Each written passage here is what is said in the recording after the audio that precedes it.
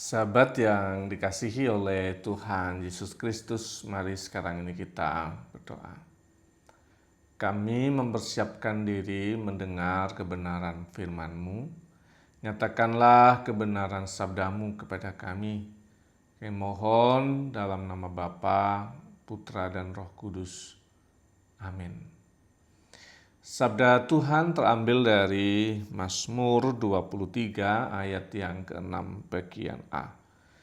Kebaikan dan kasih setia belaka akan mengikut aku seumur hidupku. Sahabat yang dikasihi oleh Tuhan Yesus Kristus, kita mau fokus pada kata mengikut. Saya coba cari info dan mendapatkan tulisan yang menyebutkan kata mengikuti dalam bahasa aslinya, dalam bahasa Ibrani, itu tidak sekedar kayak ngikuti nempel gitu ya. Kalau kita baca dalam bahasa Indonesia kan mengikuti itu kayak ada di bersama gitu ya. Tetapi kata ini diterjemahkan dalam atau diambil dari bahasa Ibrani yang terjemahannya jauh lebih agresif. Kata ini punya makna mengejar. Jadi kebaikan dan kasih setia Tuhan akan ngejar aku seumur hidupku. Nah, bagaimana kita memaknai tentang kasih dan kebaikan Tuhan itu mengejar? Kalau kita belajar dari kehidupan Daud sebagai pemazmur, kita akan menemukan beberapa poin penting.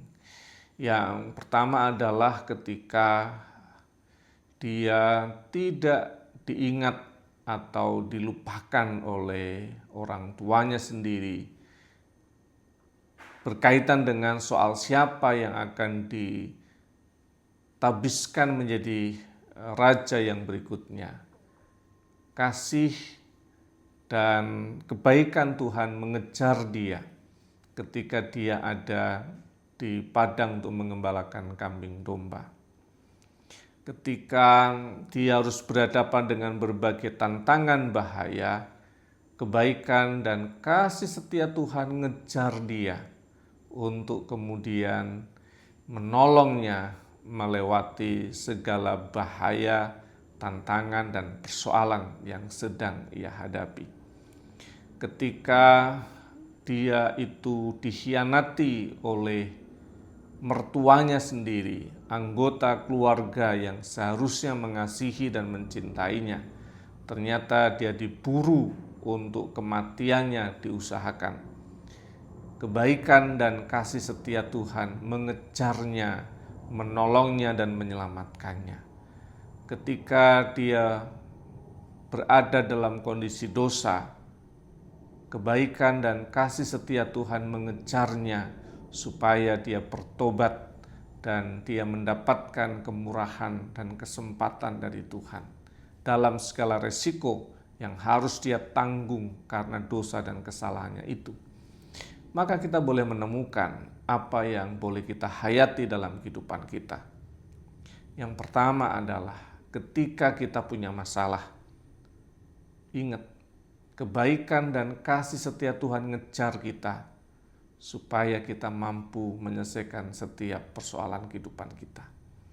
Ketika kita sedang dalam situasi dikhianati oleh anggota keluarga kita sendiri, bahkan diusahakan yang buruk dari pasangan kita, dari anggota keluarga kita, Tuhan mengejar kasih-Nya dan kebaikan yang ngejar kita supaya kita selamat untuk berhadapan dengan pengkhianatan itu dan boleh melewati dengan kemenangan dari Tuhan. Dan ketika kita berdosa, di saat kita berdosa, kita harus sadar akan konsekuensi dosa itu dan harus menanggung resikonya.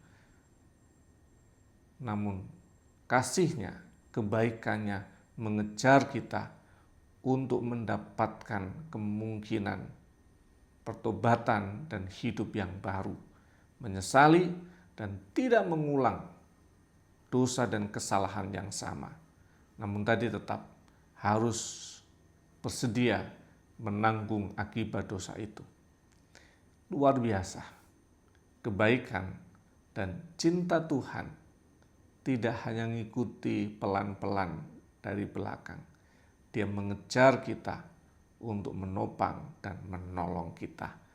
Kiranya Tuhan Yesus memberkati. Amin.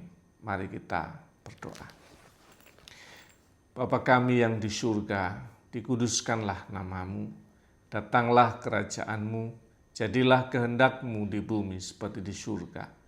Berikanlah kami pada hari ini makanan kami yang secukupnya, dan ampunilah kami akan kesalahan kami, seperti kami juga mengampuni orang yang bersalah kepada kami.